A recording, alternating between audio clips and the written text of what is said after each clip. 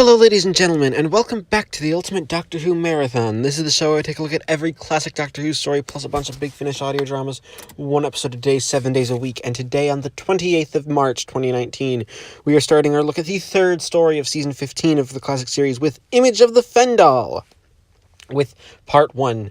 Now, Image of the Fendahl, I think I've decided I'm going to work backward from the end of Part 1 to the beginning, because the end is the cliffhanger and really interesting. The idea is that the Doctor detects this energy coming from the planet Earth that could potentially destroy the world. So we've already got these sort of high stakes, so the Doctor and the land to investigate near this place called Priory, where there's an archeological project going on led by a Dr. Max Fendelman. There's also, this doddering old woman who lives on the process, who's just sort of a comic relief character, like Amelia Dukas in the Seeds, way back in the Seeds of Doom. She's basically the she's basically the Tom Baker's older female sidekick type character, just randomly put into this episode, and she's quite a lot of fun actually. Though she gets basically one thing where, because there's this but the end of the cliffhanger is Leela walks into the Priory and might be getting shot, and something slowly approaches the Doctor. It's a very abstract cliffhanger. It feels it partially feels like it's meant to be this sort of surrealist David Lynch type direction of the scene, so the audience doesn't quite understand the danger, to be or try to make the danger, I guess, bigger than it is, because there's quite a few sequences that are slow and very weird. Like, you have this woman Thea, who's one of the archaeologists. A lot of the archaeologists, basically, they found this skull that in the wrong period, and the idea is that we don't know why it should have been this sort of animal basically something close to a Homo sapien didn't exist at this point in history, so we've sort of got to figure out why it's here. It starts to glow, and the camera superimposes the image of the skull on her, but slowly, and it slowly consumes her, and she then complains of a headache. It's a very odd sequence, and it's just a lot of weird stuff. The skull itself is genuinely a creepy prop. I don't think it was made from I think it was actually made, I don't remember, but it might have been made from an actual skull that has been sort of done up with lights, and it does it's this interesting little prop that does some, it looks cool. It's weird, but we don't actually get an explanation, and I actually really like that. A lot of this episode, Part 1, sort of sets up the situation, because they find a dead body, a hitchhiker randomly dies, but the body's already started to decompose, even though all accounts say he died recently. He has the paper from the day before, and tea in a thermos, which still hasn't gotten cold yet. So the idea is that, somehow this man died and started to decompose rapidly. There's just a lot of weird things going on. And said weird things, that's a perfect start to a Doctor Who story. A lot of the biggest problem with the episode is it doesn't give too much explanations. The ending itself is just I don't know what's going on. It doesn't communicate a cliffhanger to the viewer well enough, which is a real obstruction, because if the cliffhanger is supposed to get you to want to come back to continue the story, it's supposed to be this moment of high energy and, interesting, intrigue, there could be a monster, there could be something, but we don't do that here, which is it's a weird decision, to be sure. It doesn't make too much sense that, that's the ending we're going with. We're not going with a sort of standard cliffhanger type thing. So, you have, that probably being the big issue with the episode. But overall, Chris Boucher, I don't know how to say his name. He writes for Leela really well. Leela and the Doctor have some really good things. K9's not in this episode after he was introduced last story. He's like, the idea is like, oh, I think the idea was because they're going on location, they couldn't bring the props. Like, well, we wrote him in last minute, we're just going to sideline him, say he broke down immediately, which is, I guess, would kind of make people who fell in love with K9 a bit sad. But you know what? It's perfectly fine. K9 doesn't really the Doctor and Leela still work well together as a duo, and K9 will be in future stories. So yeah, Image of the Fendahl Part 1 is honestly, it's an excellent start. It's intrigue.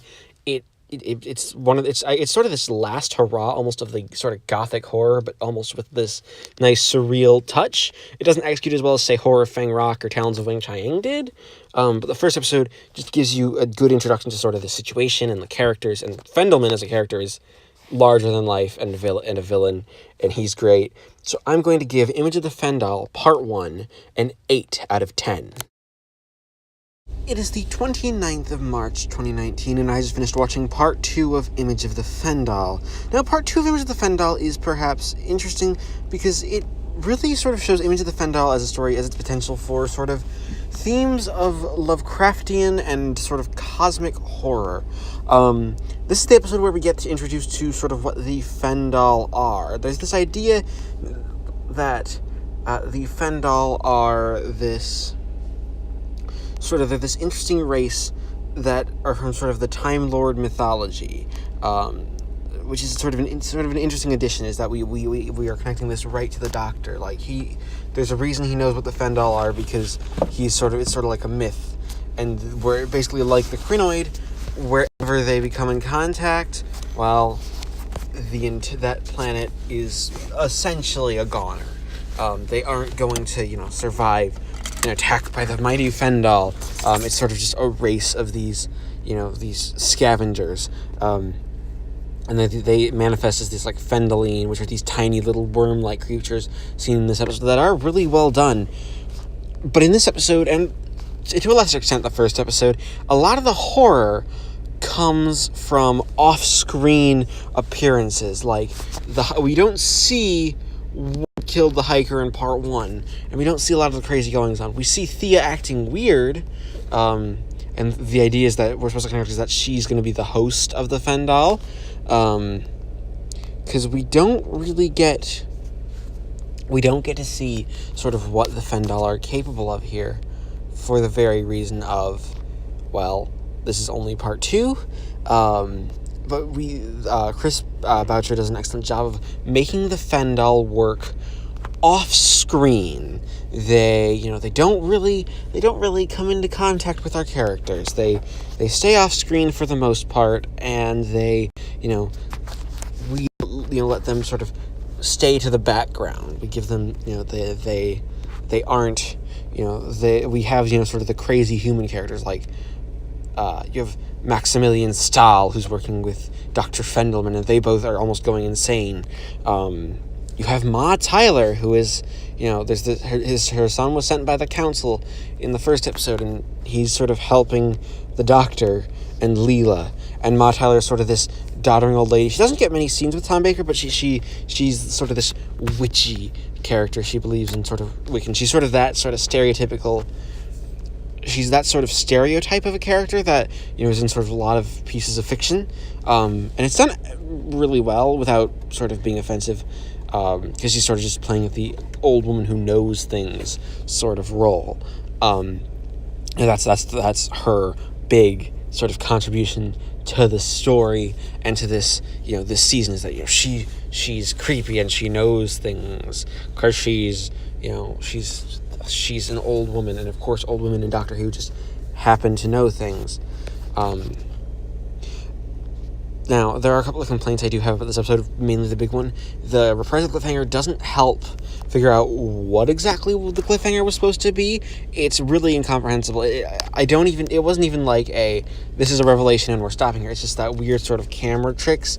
But it is nice and off-putting what they do. It's overall, it's like the resolution of the cliffhanger is pretty solid.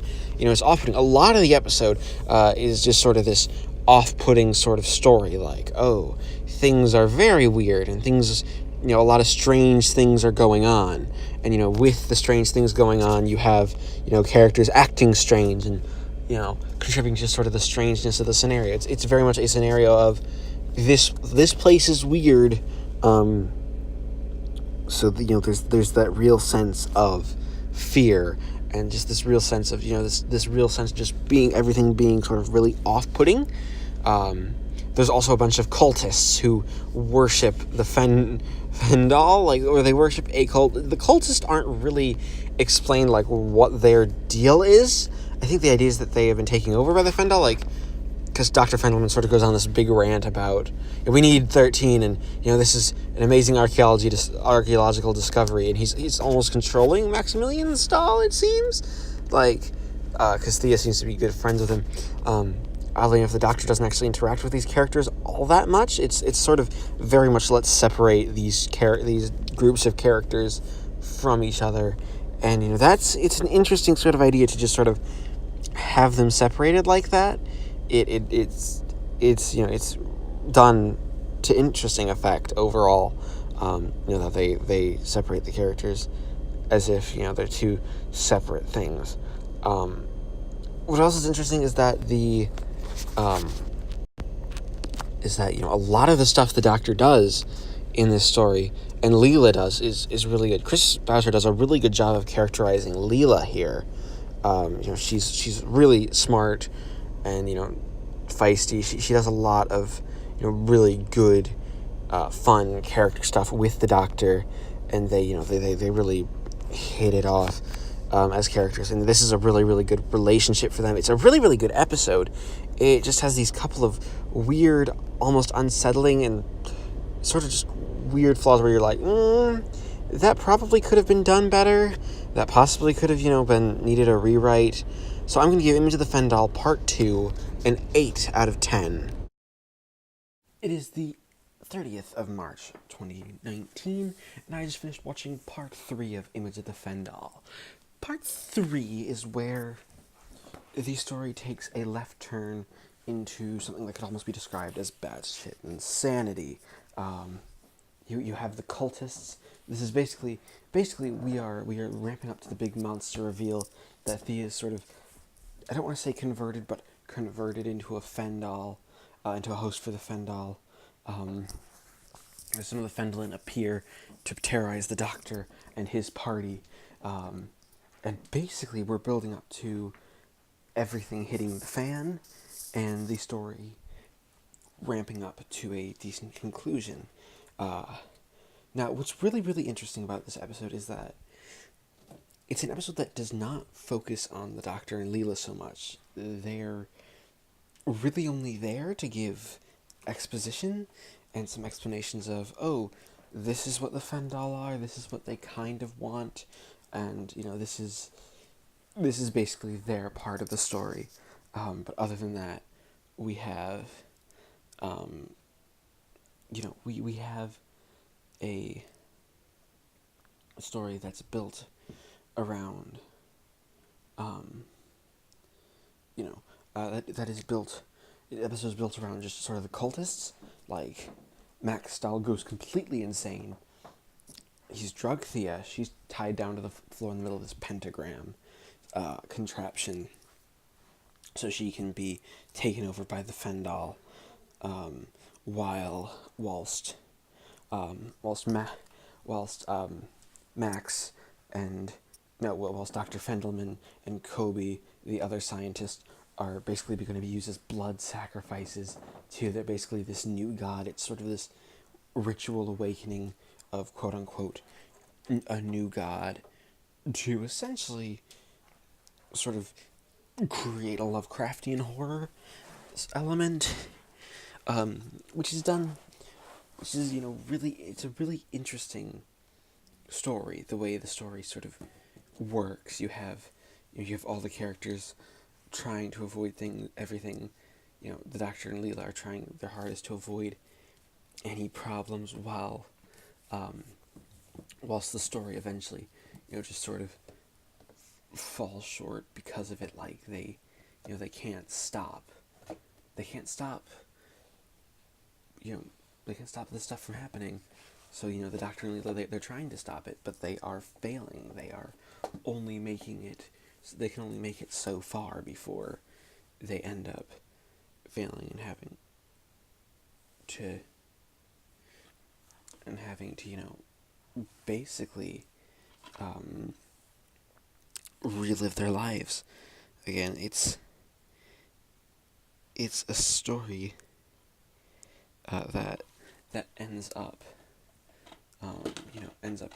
really, giving you this sense of fear and a sense that, a real sense of the danger that's involved, because you have the Doctor trying to save everybody, but he can't. He can't win. This is a story where he loses. In losing, he tries his hardest. But the big is the big anything.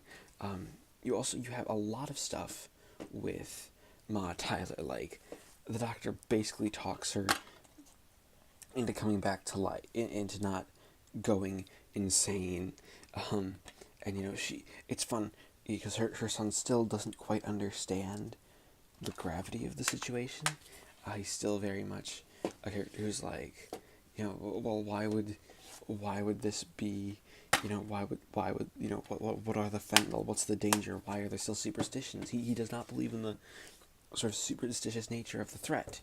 And the superstitious nature of the threat is what's incredibly interesting, because that's what he kind of has to come to terms with it. He has to realize this, these monsters are real. This isn't, just his mother being crazy. There's, there are real monsters here to fight, and the characters, they need to band together if they're gonna, face this menace, and it's a real menace to be facing. Something that I think the story does an excellent job in is, making the menace feel real. It feels like there really is this great evil here. The Fendahl are creatures of great evil, and not just like your run-of-the-mill Doctor Who villains. They are dark, and they've come to Earth with a purpose, and they are going to see that purpose through, and they're going to see essentially the human race almost wiped from the face of the map. In what is some real terrifying pieces of drama. It's a really good piece of drama. Again, a lot of the biggest problems is that Doctor's not in it that much. He, which is kind of a shame, because he's, the star of the show. This should be his show, not the side character's show. So this episode really suffers from it. But still, it's a great episode, and a great part 3, so I'm going to give Image of the Fendahl part 3 another 8 out of 10. It is the 31st of March, 2019, and I just finished watching part 4 of Image of the Fendahl. Now, part 4 of Image of the Fendahl is the weakest episode of the story. It's, oddly enough, as the conclusion, it really lets the story down, but it still has some pretty decent stuff in it, nevertheless. This has been a pretty decent story overall, so it doesn't actually let it down much, but a lot of the big problem is about 6 or 7 minutes into the episode, the Fendahl... The Fendahl isn't defeated, but it's on its way to destruction. And it's almost signposted that, there's no real threat now. I mean, the writing tries to make you feel like there's some threat, and like, there really is this danger. Everything could go wrong at any moment. Come on, guys, we gotta, beat the Fendahl, push to the finish line. But sadly, as a story, the episode doesn't really survive in doing that, because, well, the idea is that the Fendahl needs 13 cores, and the Doctor only get rid of 2 of them, so now they only have 10, so yeah, the core is gonna die. It's, the story loses any sort of gravitas, and there really isn't the quote-unquote threat of the Fendahl being, being there to be, we're evil, we're going to kill everybody. There can no longer be that fear of, of the characters going together and trying to defeat this menace.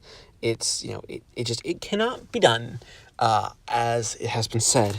That being said, Image of the Fendahl, and again, and oddly enough, the episode sort of ends on this weird joke with K9. Like, John Leeson didn't even in it. It's like this joke about like K9 as a person. Like, oh, you called him he. You admit that he's a person.